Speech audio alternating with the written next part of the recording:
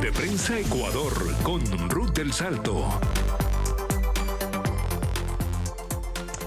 Un buen día tengan todos, bienvenidos a Club de Prensa Ecuador en este miércoles 12 de marzo. Ruth del Salto los saluda y les da la más cordial bienvenida. Vamos a tocar temas que están en agenda noticiosa en Ecuador, que tienen que ver con la región.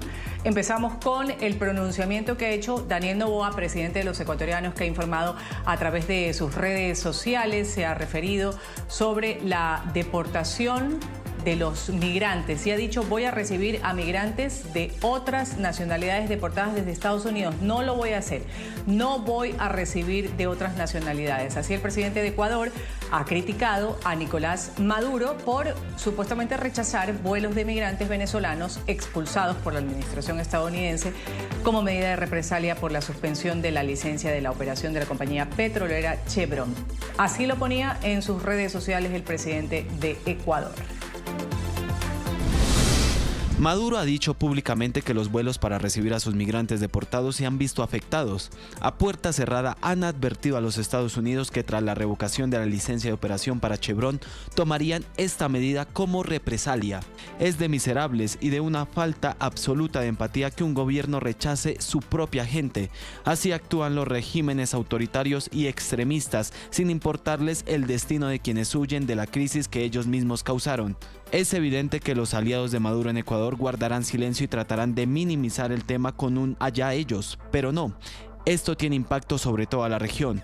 En lo que respecta a Ecuador, no recibiremos migrantes deportados de otras nacionalidades. Los ecuatorianos deportados contarán con el respaldo del Estado en cada paso, porque aquí no abandonamos a nuestra gente. Mi compromiso es y siempre será con los ecuatorianos. Voy a saludar en este Club de Prensa Ecuador a quienes me acompañan, periodistas destacadas de mi país. Janet Inostroza, directora de Visionarias, Canal Digital. Gracias por estar con nosotros. Janet, bienvenida a NTN 24. Hola Ruth, ¿cómo estás? ¿Qué tal? Un gusto. Gracias por estar aquí. También saludar y agradecer su presencia a Carolina Mela. Ella es periodista de Diario El País en Ecuador. Reporta lo que sucede en Ecuador. Carolina, gracias por estar con nosotros. Hola Ruth, ¿cómo estás? Buenas tardes. Gracias a los dos por estar. Janet, empecemos con esto de que Ecuador no va a recibir a migrantes extranjeros deportados, luego de que Maduro justamente dijera que los vuelos de Estados Unidos con venezolanos se han visto afectados. ¿Cómo se ha interpretado o se ha dado la lectura a nivel de Ecuador de esta postura que ha tenido el presidente Noboa, diciendo que solo va a recibir a los ecuatorianos? ¿Qué pasa en este caso con estos venezolanos que él dice, y le está echando la culpa a Nicolás Maduro, no quiere recibir? Bueno, eso es lo que ha dicho el presidente venezolano, ¿no? Que no va a recibir a sus propios deportados luego de la decisión de los Estados Unidos de cortar los contratos o el trabajo que estaba haciendo Chevron con su país. Y lo que se prevé es lo siguiente, es que igual los migrantes van a seguir saliendo de los Estados Unidos y probablemente lo que hagan es pues buscar refugio, buscar la manera de llegar a otros países.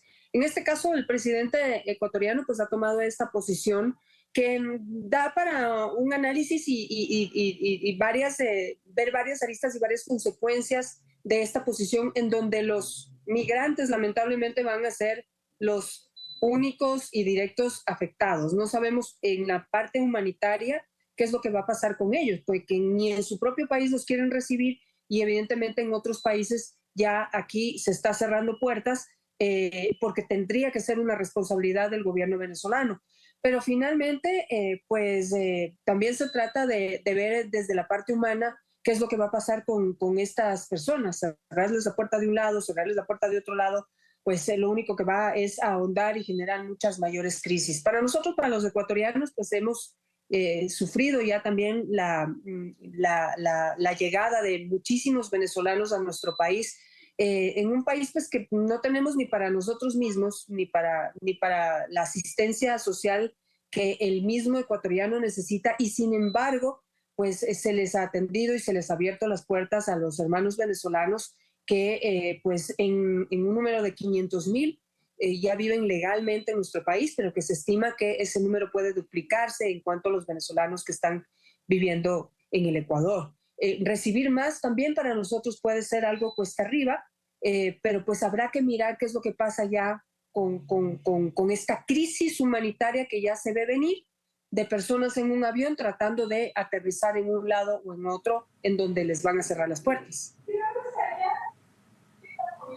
Claro, y en este contexto se ha visto, Janet, le voy a dar la palabra a Carolina ahora, desde que empezó esta medida del presidente Trump con respecto a deportar a ciudadanos venezolanos, colombianos, ecuatorianos, bueno, entre otros, a sus países de origen, se vio también, Carolina, la pelea diplomática que hubo después de un tuit que puso el presidente de Colombia, Gustavo Petro, diciendo que en esas condiciones no iba a recibir a sus propios colombianos, que habían sido traídos de una forma inadecuada. Después tuvo que dar marcha atrás, recibir a los colombianos.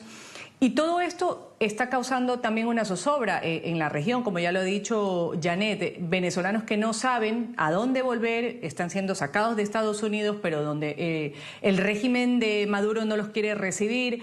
En Ecuador la situación no es mejor, están llegando cada semana también un sinnúmero de deportados de Estados Unidos. ¿Cómo está actualmente la situación de los ecuatorianos que han llegado desde el 2025, desde el 20 de enero que Donald Trump se posesiona, cuando al día siguiente se firma esta serie de decretos ejecutivos y entre esos estaban las deportaciones masivas? Lo que yo creo que tal vez no se tiene del todo claro es que no es una decisión tanto de los migrantes saber a dónde los deja un avión en realidad. O sea, creo que eso es una relación también entre países. Mira que Costa Rica está recibiendo, de hecho, migrantes de otros sitios justamente por haber conversado con el gobierno estadounidense, El Salvador también. Entonces, yo creo que esto en realidad no sé qué tanto vaya a durar, digamos, porque finalmente también la decisión del presidente Daniel Noboa es una decisión política, ¿no? Porque primero habría que ver qué pasó el año pasado, que más o menos en agosto, cuando firma este decreto, el 370, donde le otorga como una amnistía un tiempo, un periodo para regularizarse a los venezolanos venezolanos en Ecuador. Y les da un periodo que se extendía hasta abril de este año, ¿no? Y por eso, de hecho, todavía se esperaba que alrededor de unos 100,000 venezolanos pudieran estar ahora mismo regularizarse hasta abril. Y lo hizo justamente en el contexto de lo que estaba ocurriendo en Venezuela de las elecciones, cuando Edmundo González había salido a decir, nosotros hemos ganado porque aquí tenemos el respaldo, ¿no? Y yo creo que era una forma de presionar también a la oposición, que en este caso es el correísmo, aliado de Maduro, para poder presionarlo un poco, dejarlo en evidencia, ¿no? La situación humanitaria de los migrantes venezolanos, en el que él se mostraba de alguna manera magnánimo de poder decir, yo los voy a ayudar. Y ahora en realidad viene en un periodo también electoral en el que se encuentra Ecuador en este instante. Yo creo que es nuevamente esa jugada política, esa estrategia política en la que pone de nuevo, que quiere poner en evidencia al correísmo de, bueno, miren, ni siquiera Maduro quiere recibir a sus propios conciudadanos por este conflicto con lo que ha pasado con Chevron. Y nuevamente, como decía Ned en su momento, bueno, pues deja a los venezolanos en realidad y una crisis humanitaria en la mitad. Pero ¿qué puede pasar en realidad? ¿Dónde vayan a ir los venezolanos? Es que podría ser que en realidad esto sea una conversación entre países si Maduro no los quiere recibir. Probablemente lo que va a pasar es algo similar a la presión que ejerció en su momento también al gobierno colombiano y alguien o algún país, si no es Venezuela, algún otro país va a tener que recibirlo e incluso yo no descartaría que uno de esos países sea Ecuador y esto tenga que dar marcha atrás a lo que ha ocurrido. La situación en Ecuador es extremadamente compleja para todos los migrantes ecuatorianos porque están llegando a un país en crisis, a un país que no solo, que además también tenemos que entender, los ecuatorianos en este instante no están migrando del país por una económica, como tú debes recordar lo que ocurrió a finales de los 90, inicios del 2000, por la crisis bancaria que había vivido el país. Los ecuatorianos están en este instante migrando por un tema de seguridad, es decir, por un riesgo en sus vidas. La mayoría de las personas que he podido ir justamente al aeropuerto a ver cuál es la situación de los migrantes que están regresando. Ayer hubo un vuelo que vino con varios de ellos. Pues la mayoría de ellos se había ido del país porque habían sido víctimas de extorsión. Entonces les habían puesto bombas en sus negocios, les estaban pidiendo más de $3.000 para poder funcionar. Es decir, la situación en el país ha cambiado muchísimo en ese sentido, las razones por las cuales los ecuatorianos se están yendo. Claro, increíble esa situación, Janet. También trasladarte la pregunta, docenas de vuelos con ciudadanos ecuatorianos deportados desde Estados Unidos están llegando desde inicios del 2025, lo decía Carolina, muchos de ellos que salieron en una tanda no solo por la situación económica, sino también por la situación de inseguridad, del hecho de pagar vacunas. Ahora que retornan al país, el gobierno dice estar trabajando en alternativas para darles una ayuda económica, si bien es cierto no es que se le da esa ayuda económica cuando llegan al aeropuerto, sino después de registrarse, pasar una serie de trámites. Pero estamos hablando de, hasta la semana pasada, 1.297, según los reportes que dio la Cancillería del Ecuador. ¿Qué pasa con estas personas que están siendo retornadas, los ecuatorianos, los nuestros, que están llegando nuevamente al país? ¿Con qué tipo de panorama se encuentran?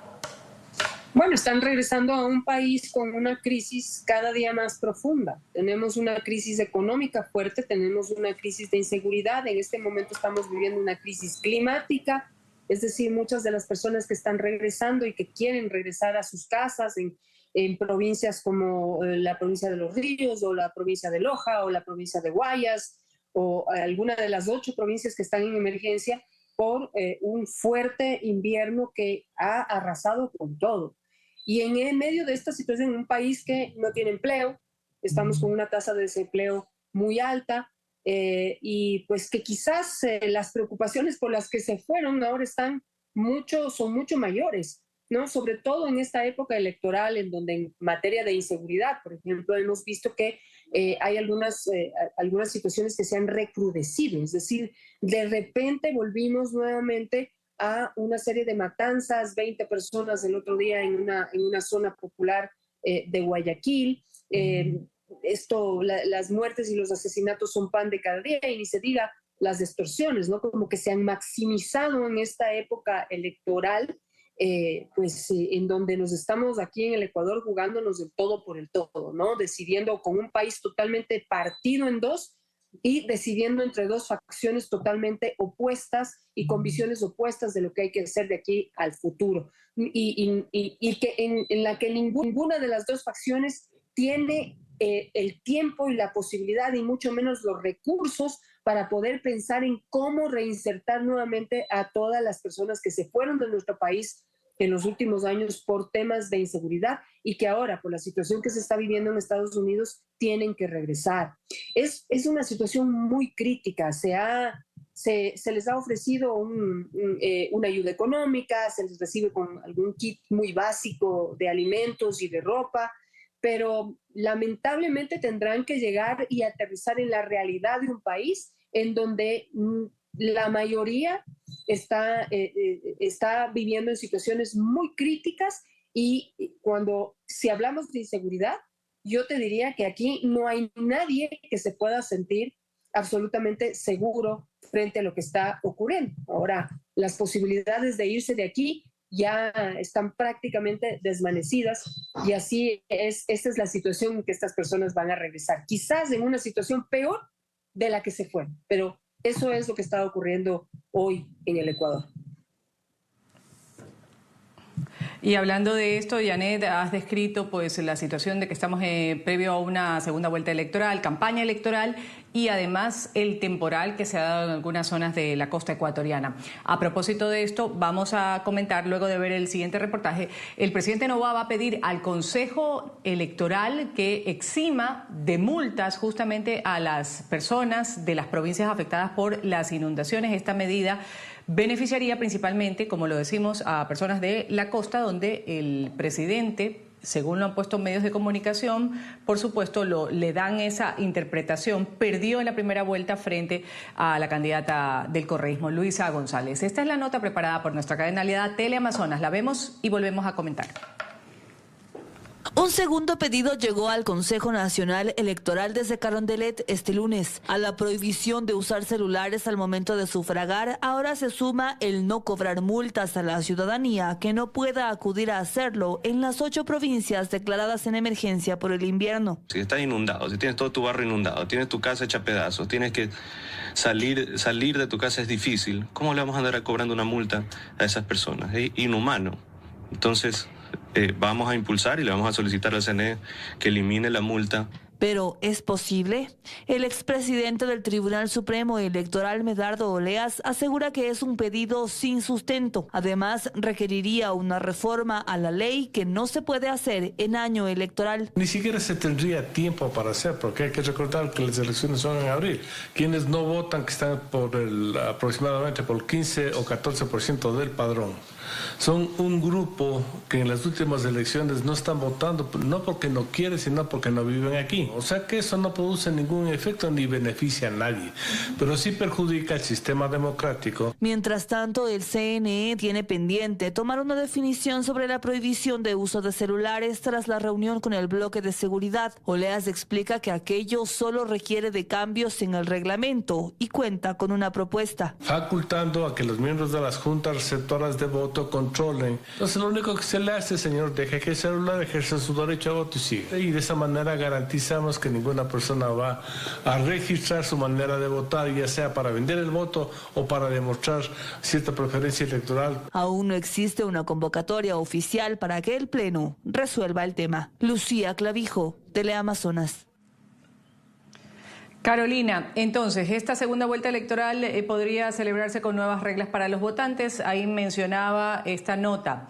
Se había, por un pedido de ciertos ministros del presidente Daniel Noboa, reunidos con el Consejo Nacional Electoral, que se prohíba el uso del celular en el balotaje, a realizarse el 13 de abril. Ahora también se habla de que se exima de exigirles el voto obligatorio, como lo es en nuestro país, a las personas que están pasando por o que pertenecen a las provincias que están afectadas con el fuerte temporal. ¿Cuándo podría salir la resolución del Consejo Nacional Electoral con respecto a estos pedidos particulares que vienen del gobierno, en donde el presidente Noboa busca la reelección, es candidato también? Pues Ruth, es una cosa tan nueva y además que está ocurriendo sobre la marcha de unas elecciones, porque estamos en un proceso electoral en este instante, aunque todavía no esté la campaña electoral que inicia el 24 de marzo, estamos en un proceso de elecciones. Hay como esta calma y creemos que, bueno, las elecciones son después. Entonces, realmente es un poco complejo, no sabemos todavía los tiempos porque hasta ayer en la tarde no se tenía todavía una petición formal por parte del gobierno. Esta mañana el COE Nacional, por ejemplo, sí ya había hecho una solicitud, en teoría también por este marco de la declaratoria de emergencia en estas provincias afectadas por el fuerte invierno, ¿no? Pero ahí habría que ver justamente lo que decía también el reportaje, ¿no? O sea, aquí nuevamente se pone en discusión en realidad cosas legales que se requieren de una reforma y no solamente como de resoluciones. Entonces, es muy complejo y tendríamos que estar viendo, porque además también lo que hemos podido ver en el último tiempo de cómo estos organismos que son, por ejemplo, el Consejo Nacional Electoral y el Tribunal Contencioso Electoral, pues parecen tener como una balanza a favor del gobierno. Entonces es muy complejo saber qué es lo que puede saber y las interpretaciones que harán además respecto a lo que dice la normativa para poder tomar y de alguna manera tomar la decisión, que es lo que ha dicho, y complacer o hacer lo que el presidente ha dicho en esta entrevista de, bueno, que no se vote, aunque el voto es obligatorio en Ecuador, que no se vote en las provincias afectadas por el invierno. Janet, ahora, con respecto a lo del uso del celular, se habla de que esto responde a reservar el voto, a precautelar la seguridad del elector, que no vayan con los dispositivos móviles a ejercer el derecho al voto. Decía una persona que estaba a favor de esta petición, que citaba Venezuela, Nicolás Maduro amenaza en Venezuela que si no votan por mí van a ver las consecuencias, y se castiga en este tipo de regímenes por quienes votan en su contra. En Ecuador se habla de que es grave porque se ha detectado que ciertos grupos narcoterroristas están amenazando si votan por una candidatura u otra. ¿Cuánta base tiene esto que ha sido presentado, como lo decíamos hace un momento, por parte de ministros del gobierno de Noboa? Bueno, probablemente la base sea real y haya muchas personas que fueron sometidas a algún tipo de intimidación para votar de una manera o por un candidato o a cambio de alguna dádiva o de alguna amenaza. Es probable que sea cierto. No ha habido ningún grupo que haya podido presentar hasta el momento pruebas contundentes de que ello haya sucedido. Pero independientemente de esto, un llamado a la reflexión. La clave para que se respete el voto popular es el control electoral. Ya vimos lo que sucedió en Venezuela, en donde María Corina Machado, en un plan muy bien pensado y muy bien llevado a cabo, logró recaudar las fotografías de las actas de votación en los distintos recintos y enviarlos a un sistema que finalmente procesó esas actas y con lo que logró demostrarle al mundo que Edmundo González ganó las elecciones en Venezuela y que en este momento Nicolás Maduro pues se habría hecho de esa presidencia de la República sin respetar el voto popular. Si aquí la clave es la misma, porque aquí lo que se ha dicho, vamos a implementar el mismo sistema que puso en marcha María Corina Machado. Bueno, pues el celular es un elemento imprescindible, con lo cual llevar a cabo esta propuesta de que se prohíban los celulares en las urnas podría ser como un tiro en el pie para poder hacer respetar el voto popular a través de un método ya efectivo y comprobado de control electoral. Eso por un lado, simplemente como reflexión sobre lo que sucedió en Venezuela y que nos sirve a nosotros como ejemplo de lo que podríamos hacer acá para que se respete el voto popular y gane el que tenga que ganar. Por otro lado, cualquier reforma que quieran hacer, estamos tarde para aplicarlo en las próximas elecciones. Ya sea, dice, bueno, no cobrarle las multas a las personas que por la situación invernal no puedan ir a votar. No es posible. La ley está escrita, la ley dice, el voto es obligatorio y si tú no vas a votar, aunque hay unas excepciones en la ley que te permiten o te justifican el no ir a votar, como una calamidad, como la que está sucediendo, estás justificado de no ir a votar. Pero eso no implica que puedas dejar de pagar la multa. Para eso habría que hacer una reforma en el reglamento y todo, y volvemos a lo mismo. No hay el tiempo para hacerlo. Lo que el gobierno podría hacer es, en todo caso, asumir el pago de esas multas para si lo que quiere es ayudar a las personas que quizás no puedan ir a votar. Sin embargo, yo, con todo lo que ha sucedido y con todas las dudas que se siembra siempre en los procesos electorales, yo me anticiparía a decir que en aquellos recintos en donde se supone que no va a ir nadie por toda la destrucción que hay por el invierno, pues podría apostar que esos recintos van a estar llenos de votos. Ahora, que las personas reales vayan a votar o no, eso es lo que habría que ver. Me parece también no está bien pensada la propuesta. Vamos a ir a una pequeña pausa comercial. Estoy en Club de Prensa Ecuador con Janet Inostroza, con Carolina Mela. Me acompañan desde Ecuador y vamos a hablar luego del corte sobre la alerta del brote de tuberculosis que se ha dado en las cárceles de Ecuador. Se ha registrado la muerte de 5 reclusos en la penitenciaría del Litoral y están pidiendo un cerco epidemiológico. Volvemos con este tema y con otros enseguida luego del corte. Ya regresamos con Club de Prensa Ecuador por NTN 24, el canal de las Américas. Médicos en Ecuador están pidiendo activar el cerco epidemiológico para contener contagios por casos de tuberculosis en las cárceles de Ecuador.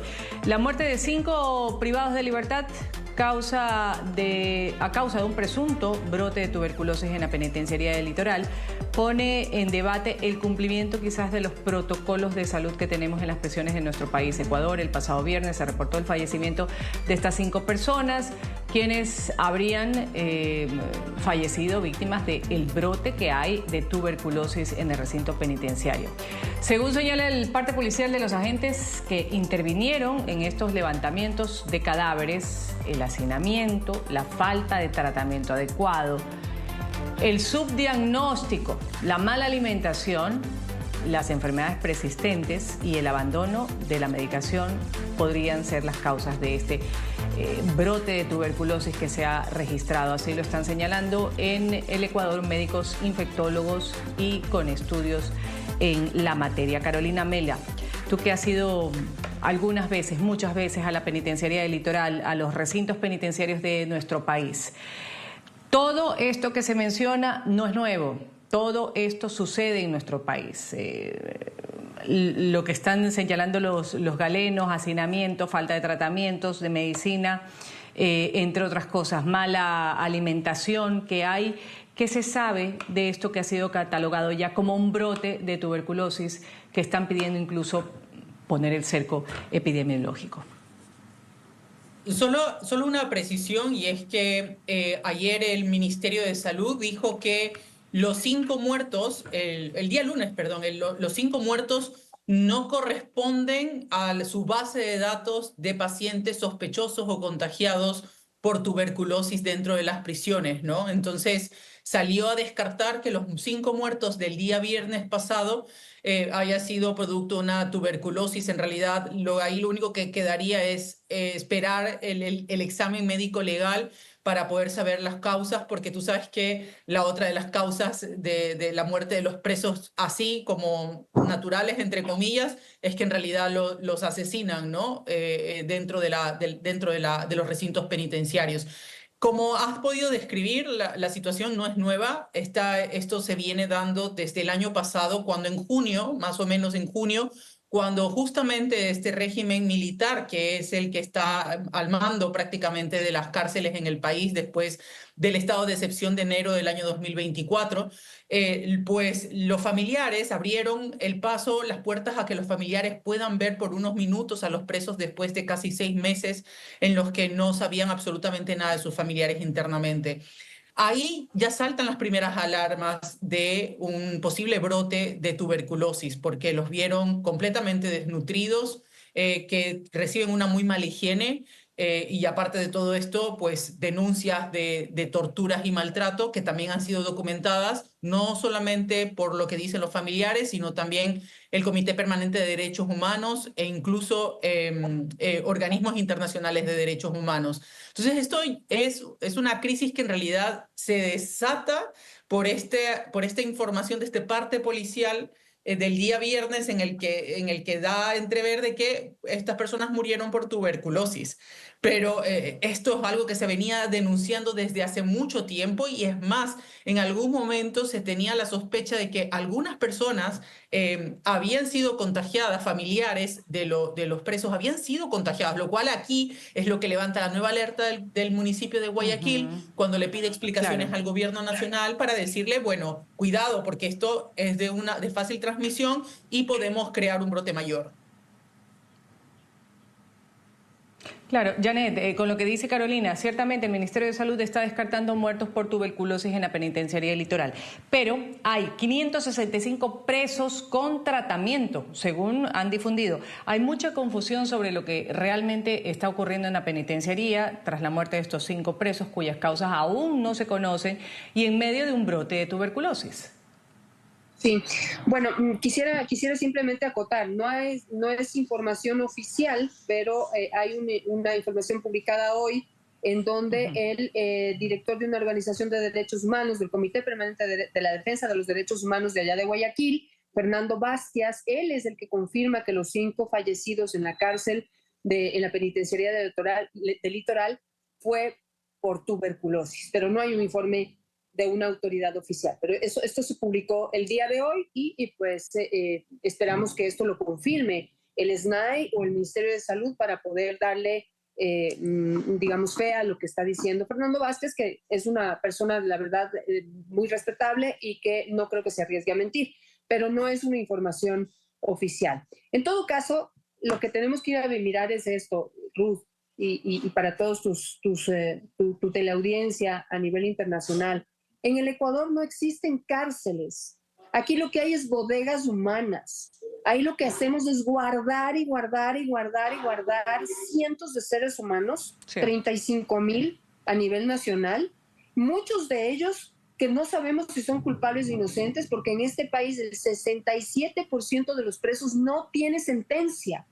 Y muchos presos, muchas personas logran recuperar su libertad luego de muchísimo tiempo de haber pagado dentro de esas bodegas humanas, de haber perdido su libertad y haber estado expuestos a todo este tipo de cosas. Entre todo lo que están expuestos es a un montón de enfermedades, entre ellas la tuberculosis, que es una epidemia, digamos, presente hace muchísimos años. Es que desde que recuerdo en mis inicios del periodismo, hace ya 35 años, había presos enfermos de tuberculosis en las cárceles del país. Hoy esto pues, se visibiliza y se empieza a hablar de esto por estos 5 muertos, ¿sí? Pero mira las ironías de lo que pasan como fruto de todo este manejo inexistente de las cárceles en el país. No tenemos políticas de rehabilitación. Los metemos ahí y son universidades del delito. Desde ahí adentro se maneja la violencia que se vive en las calles. Estos presos deberían estar, los que están con tuberculosis, lo has dicho. Ajá, que no se sabe cuántos son, deberían estar en hospitales públicos o deberían estar, incluso podrían estar en sus casas por tener una enfermedad catastrófica. ¿Y sabes lo que está pasando? Sí.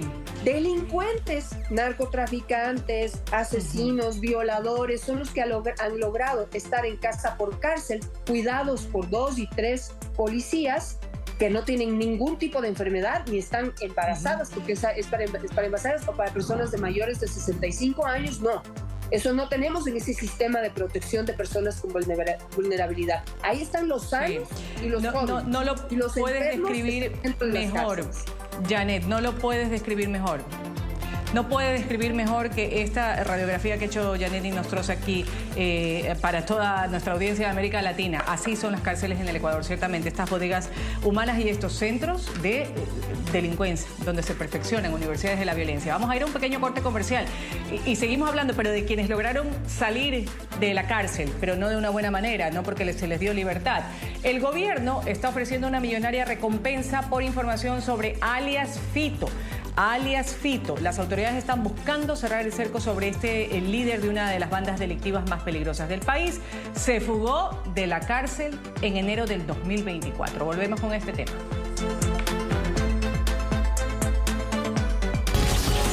Ya regresamos con Club de Prensa Ecuador por NTN 24, el canal de las Américas. Ya consta en la lista de objetivos del Frente de Seguridad en Ecuador. Consta también entre las 6.000 personas que a nivel mundial cuentan con difusión roja de Interpol y pueden ser detenidas en 196 países. Pero 14 meses después de su fuga de prisión, aún no hay noticias sobre el paradero de José Adolfo Macías Villamar, conocido en el mundo del AMPA como Fito, cabecilla de los choneros, junto a otras, considerada una organización terrorista. En su intento por obtener información sobre su paradero, este domingo el gobierno jugó una carta más, una millonaria recompensa. En las redes sociales del Ministerio del Interior apareció este afiche: $1 millón por información que permita su captura. Para esto están disponibles la línea 131, así como el 1-833-5486. La recompensa se hace pública apenas 5 meses después de que desde la policía se hablara de importantes avances en torno a su ubicación. Desde el bloque de búsqueda tenemos un avance de un 45%, esperamos tener los resultados deseados y ponerle bajo las órdenes de las autoridades que corresponden una vez que se logre ubicarlo. Alias Fito se enfrenta a otro proceso, el de evasión. Al momento de su fuga se encontraba en prisión cumpliendo una condena acumulada de 34 años por delitos como asesinato y delincuencia organizada. No es su primera fuga. En 2013, junto a otros integrantes de la organización, también lo hizo, pero fue recapturado. En enero de 2024, días después de su última fuga, su familia fue expulsada de Argentina, donde intentaba establecerse y donde, presuntamente, se reunirían con alias Fito. Sobre él y su entorno cercano pesa incluso una sanción de la Oficina de Control de Activos Extranjeros de Estados Unidos, con la que se bloquean sus bienes y participaciones en ese territorio. Y ahora, además, una millonaria recompensa en Ecuador. Carlos Acoto, Teleamazonas. Bueno, ahí está lo de alias Fito. Antes se daba una recompensa $100.000, ahora sube $1 millón. Así ha sido anunciado por quien proporciona información valiosa. Esto ocurre justamente días después, Carolina, empiezo contigo, de que se registró este ataque armado en el sector de Nueva Prosperina, en Guayaquil, que dejó 22 personas muertas, 6 heridas. También se hablaba de una lucha de bandas, de esta a la que pertenecía o sigue perteneciendo alias Fito. ¿Qué decir con respecto a esta recompensa millonaria y el avance de lo que decía la policía hace algunos meses? Ya lo veíamos en ese reporte, sí, estamos cada vez más cerca, pero de lo que se ve están distantes al menos de dar con la captura de ese delincuente. Ruth, bueno, en realidad la banda delictiva que operó en Sociovivienda, que creo que es a la que te refieres, de la masacre de las 22 personas, no necesariamente era una que lideraba Fito. Acuérdate que Fito es el líder de los choneros, y lo que sí es que los tiguerones, que tienen otra estructura, hay una facción de ellos que funcionan y que operan en conjunto con los choneros, ¿no? Yo creo que el país, sí es verdad, necesitamos que se capture a este delincuente, que es uno de los más peligrosos del país. Pero en la situación actual en la que está viviendo Ecuador, pues te puedo decir que ya creo que hay muchísimos en realidad, y que una cabeza más como esta, en un momento como el que estamos viviendo, creo que lo más importante es tener $1 millón en este instante invertidos en la policía, en la inteligencia policial militar, para que se pueda solucionar algo de los problemas en seguridad, sobre todo trabajando en la prevención y no simplemente dando golpes de efectos cuando ya las cosas están pasando, las masacres están sucediendo. Yo creo que nuevamente lo de Fito y el $1 millón es una cortina de humo en tiempos electorales.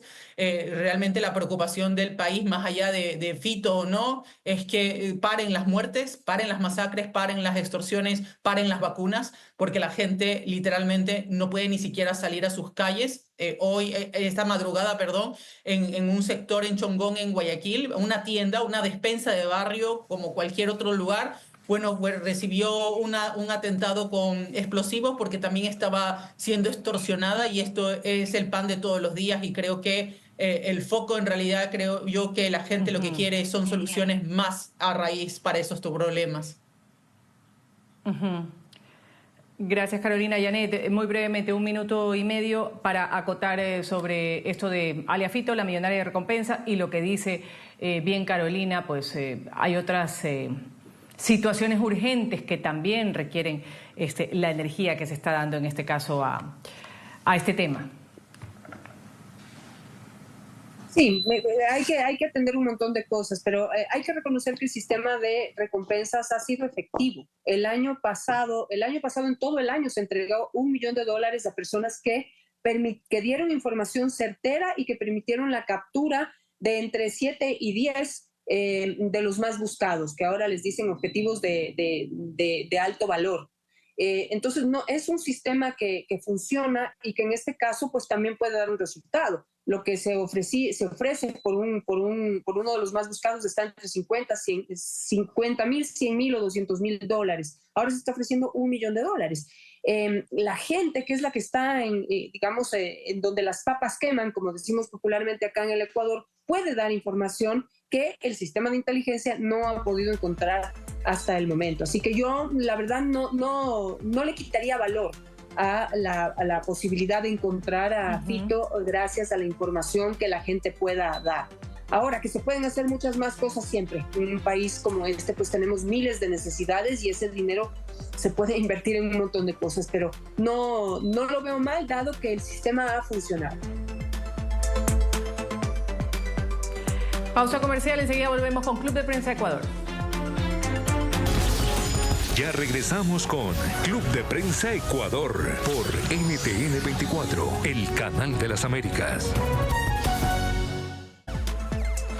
Así llegamos al final de Club de Prensa Ecuador. Quiero agradecer a mis colegas periodistas que me han acompañado desde Ecuador, Janetti Inostroza, y también a Carolina Mela. A las dos, muchas gracias por participar en este espacio de NTN 24, el canal de las Américas.